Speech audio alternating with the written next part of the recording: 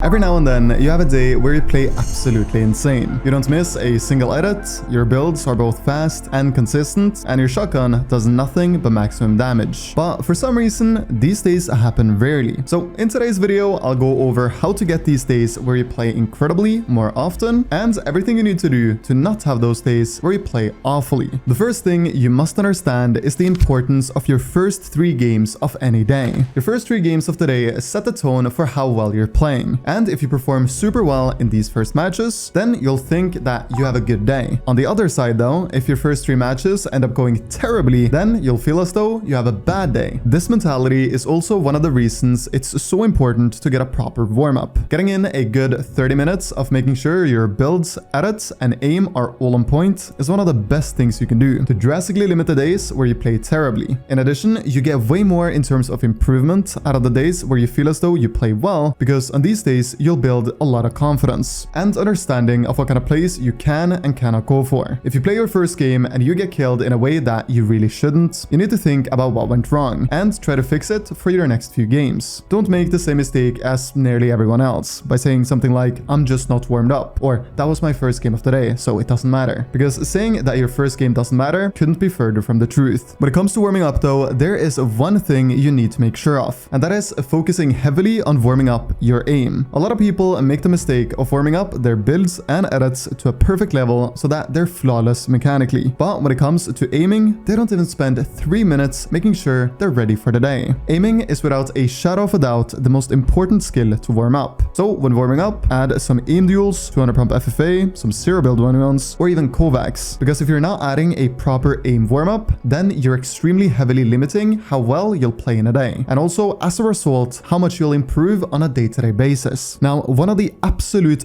biggest killers of consistency is always thinking about what can go wrong, whether it be in a fight, on a rotation, or in an endgame. Thinking about what can go wrong will make your chances of failing a lot higher. One of the most common places this happens is when people get into a fight. Some people think so much about the fact that they might get third-partied that they lose a ton of focus in the fight they're in. They focus on a thing that most likely won't happen, and as a result, they fight to a lower level. Instead of thinking about what might go wrong, focus on the fight you're in, and don't even waste a second thinking about you getting shot by a third party. Because if you get shot by a third party, you'll have more than enough time to react. This is called a reactive playstyle. Reactive playstyles on average are much better than so-called predictive playstyles. In a game like Fortnite, where you're in a lobby with 99 other players, it's hopeless and counterintuitive to try to predict what will happen at all times. Good players all have in common that they're able to react at a high level to different situations, not predict those situations. Another insanely common thing I see in players that are actually super good but sometimes have those terrible days is that they switch up their playstyle on the days when things aren't going smoothly. Switching up your playstyle can work in the short term, I'm talking a game or 2. But if you're, for example, playing a tournament, it is absolutely crucial that you play to your strengths. Playing to your strengths on a good day will make you 100% unstoppable, but on a bad day, playing to your strengths will make that bad day a lot better, compared to if you try and switch everything around and play to a totally new playstyle. Your strengths and weaknesses are built up from months, if not years of playing. And although you might have a day where one of your strengths feels like a weakness, that probably isn't the case. On bad days, as well as good ones, you want to try your best to always play to your strengths. Because on bad days, your weaknesses won't all of a sudden become your strongest areas. So stop trying to change your playstyle. It won't help you in any way, shape, or form. If your strength is mechanics, you build a playstyle around that. If your strength is aiming, your playstyle should revolve around that. And if you're a super smart player, then that is what you should develop a playstyle around, on bad days and good ones. A lot of people make the major mistake of thinking that their insane days are one-offs, meaning if you play insane on, for example, Monday, you can't play insane on Tuesday. And for me, this has also very much been the case. I've had days that weren't tournament days that I played so insanely well, and just thought if I played like this on a tournament day, I would have literally placed within the top 10. And then kind of had the mindset that it's a little bit unlucky that I'm playing good one day and that it never seemed to happen on tournament days. What I came to understand, however, was that I always played good when I didn't care about the matches I played. It didn't matter to me if I died in a ranked game, because nobody would know anyway. Whereas when playing tournaments, I had this idea in my mind that somebody cared about how I placed. And that created this pressure of people having expectations of me. That made me a lot worse as a player. I do need to note that that some players are super good under this kind of pressure, but for me, this made me play very noticeably worse. I also, due to this, had a bigger fear of failure than even wanting to succeed. It was more important to me to get an alright placement that stood to the standards of what people expected of me, rather than taking high risks and playing the tournament in a way that resulted in a placement that I myself was proud of. But then, on one lucky day, I came to the harsh yet beautiful understanding that nobody cared even a little bit whether I got first or 10,000th place in a tournament. This new mentality allowed me to play more freely. I was taking risks that I previously had been scared of taking, and I played the game in the way I wanted to. I wasn't playing to satisfy anyone else. I only played following my own intuition, and if that led me to a bad tournament result, then that didn't matter, because at least I played the game how I wanted to. So if you have insane days, on the days where you don't really need to perform but play badly when it matters, then I would highly recommend adopting the mentality that not a single soul cares about how you do in any tournaments, custom games, ranked, or anything else, because it is thankfully the truth. Moving on, one of the biggest flaws by far of players who are sometimes just the best and other times simply the worst is that they don't understand when to play slowly and when to play fast. Now, what I mean by playing fast and slow is when you should play super aggressively and super defensively. On days where you play good, you probably know exactly when you have to make that high risk, high reward aggressive play, and on days you play bad, you might lack a little bit of patience and take the wrong opportunity when playing defensively. Being confident in the speed at which you play offensive and defensive will almost instantly make you many percentage points better as a player. In addition, if you can understand how to go from playing ultra defensively to insanely aggressively, then you'll almost be unstoppable, because that's another skill many players lack. They play defensively and then get a big tag on their opponent, but for some reason still play defensively. In other words, they're not able to transition over to playing aggressively at a high level. This results in fights taking forever, wasting a ton of mats, and more importantly, often wasting almost all your shields. So in important game scenarios, not being able to swap the speed of which you play will make your chance of failing many times higher. So if you can master the skill of tempo switching, or going from playing slowly to fast, then you'll be an extraordinarily good player. Some days it feels like every player you're playing against makes no mistakes. However, the millisecond you make a mistake, you get punished and either get eliminated or tagged for a ton of damage. On these days, it can be very hard to remember the fact that you're playing against other humans. Humans that, just like you and I, aren't anywhere near perfect. The reason I say this is because on bad days, players tend to make the mistake of trying to force out mistakes in their opponents, rather than allowing the time for their opponents to make those mistakes themselves, that you can again punish. A lot of players kind of rush, either taking a 50-50 or trying to end the fight quickly on bad days, when in reality, all you have to do is give your opponent some time to build and edit and make some mistakes, because very often, with a little bit of time, you'll see a few opportunities to punish simple mistakes your opponents make. So in short, don't rush to make your enemy make a bad play. Take your time, be patient, and let him make those mistakes by himself. And when he does, you're ready to punish them and send him back to the lobby as a result of that. Obviously, I also gotta note the fact that everyone has days where they play a little worse than what they usually do. And what I think is really important to remember on these days is that when you go down in a game, you might be playing against someone who has their best day ever, and the people you go around eliminating might also have an off day. These days, whether we want it or not, happen, and there are a handful of things we can do to limit how bad these days become as a whole. But there will always, however good we become, be times where we play at the peak of our skill, and other times will be on the other side of that spectrum. So when it happens, it's important to not be too hard on yourself, but rather look a few days in the future and think about how you can improve as a result of your one terrible day. On the same note, I need to share something that changed my skill forever. It was actually one of the most significant things I ever did to improve, and that was recognizing my main flaws on my off days. When I have a bad day, I'm thinking, what is my main flaw? Do I have these days because my aim is worse than it normally is? Am I missing more edits? Or does it simply have to do with the way I think in fights and endgames? Your off days are fantastic opportunities to find your true weaknesses, because on these days, they'll be more visible than ever. It's very frustrating frustrating to have days when your abilities as a whole are worse than what you expect of yourself. But if you can point out just one thing in particular that is really holding you back, then you know what to practice in the coming weeks. If you, for example, have very bad aim on your off days, then what's stopping you from making aiming your best attribute? If you miss a lot of edits, what's stopping you from becoming the most consistent editor there is? And if you're just not thinking straight, you gotta watch and learn from super smart players. Understand what they do better than you and adapt those same tricks into your way of playing. This way, your off days in the future will be way better than your off days today. Not limiting RNG will make you have off days 10 times as often. Fortnite, if you're not making smart calls, becomes super random. And this randomness can cause you to have off days more often than what is necessary. Now, the easiest way to limit RNG in fights is by playing them on the dead side. And in order to get to the dead side, you gotta be on the opposite side of where everyone is rotating in. By taking fights here, you heavily limit the chance of you getting third-partied, and the fight becomes way more fair as a result. The best way to limit RNG off spawn is by having a drop map. A drop map is a pre-made map with markers of where you have to deploy your glider to get a perfect glide into a certain building at your spawn. Having made a good drop map will ensure that you'll get the best glide 100% of the time, meaning you'll get a head start over everyone else landing at your spawn. In addition to this, you can also make a loot route so that you'll be able to loot and get more chests, floor spawns, and ammo boxes than anyone else landing where you land. By doing this, you give yourself the best possible odds of getting better loot than everyone else landing on you. There are hundreds of things you can do to limit RNG, and if you haven't thought about this before, then I highly recommend starting with making a drop map. It's a little bit time consuming, but it's the most effective way to limit RNG. On a more practical level, your PC performance may be vastly different from one day to the other. Having consistent and smooth PC performance will make playing at a high level a lot easier, and having bad performance may cause you to think you have an off day. This may sound weird, that your PC performs very differently on a day-to-day basis, but as long as you're aware of the issue, you can easily fix it. There are two main massive issues that cause your performance to be way worse than what it can potentially be. The first is background programs. Whenever you hop on Fortnite, you want to close as many background programs as possible. You also want to go down to this arrow here in the bottom right and make sure that you right-click and exit all the programs you don't need when playing. This alone will help your PC run more consistently. But the second thing you gotta make sure of is ensuring that your PC is properly cooled. Proper cooling in a game as demanding as Fortnite is a total game changer. Low, consistent temps will allow any player to reach a high level, whereas high temps, whether they're spiking or consistently high, will make the journey to becoming really good almost impossible. To check your temps, you can use apps like Core Temp or Specky, but doing some research on how to maintain the lowest possible temps will make your entire Fortnite career many times easier. And if you're looking to invest into something that will give you an actual edge in competitive, then a proper cooling system is without a shadow of a doubt where I would look. Now, a way of playing that has become more and more apparent in the last few months that is possibly the biggest killer of potential success in the world is trying to be flashy. Do you guys want to know a secret? Players like Peterbot look flashy, but he doesn't even think about the fact that he wanna look cool. It's his natural way of playing. The way Peterbot, Marius Cow, and Clicks play is all natural to them. They're able to play like that whilst having full awareness of their opponents and not thinking about the fact that they want to build and edit a lot to look cool. This is the difference between pro players and normal players who never accomplish anything at all. Pro players start out slowly. They build fundamentals around having full awareness of the opponents they're fighting and only do these builds and edits as a side effect of setting themselves up to get easy shots, being hard to hit, and finish the fights quickly. Whereas bad players, who often have terrible days, try to build and edit a lot because that looks cool, not because it has any actual effect on winning the fight quickly or trying to take as little damage as possible. I know building and editing is fun, but if you ever want to become really good, you need to be able to do your builds and edits whilst having full 100% awareness over the opponent you're fighting. If you're doing builds and edits and you're not able to have awareness, you're either building way too much or way too fast. This game is about shooting and doing 200 damage to your opponents and taking as little damage as possible in the process. Now, on a bit more of a geeky matter, research has actually found that you can improve your focus by 20 to 30% by having a balanced diet. Now, for most of you guys watching who are young, this won't matter nearly as much as for those watching who are a bit older, 18 years or above. Hence why so many young players like Mongrel back in the day, Peterbot today, and many others succeed to the highest standard even when eating nothing but junk. But eating well is actually super simple. I'm not by any means telling you to go out there and go absolutely crazy crazy, but eating foods that are proven to help with brain health, for example, is just the easiest way to improve your focus by 20 to 30%. And all you have to do is eat salmon once a week, nothing more. If you don't already do this and you're serious about becoming good at something, then you're literally just wasting time. It's the easiest thing in the world, and it will have an impact on whatever your goals in life are, whether it be becoming a professional Fortnite player, succeeding in business, or studying to a higher level for that matter. Alright guys, that will be it. Right now, if you're on the game, consider using code marrentm. It helps me out so incredibly much and makes doing videos like this so much easier, since I'm able to build a team around me that helps me with editing, thumbnails, and fine-tuning the scripts, all because of you boys using the code. Other than that, consider subscribing and liking the video if you found this enjoyable. I'm going to try my best to produce a few more videos a month in the following weeks, so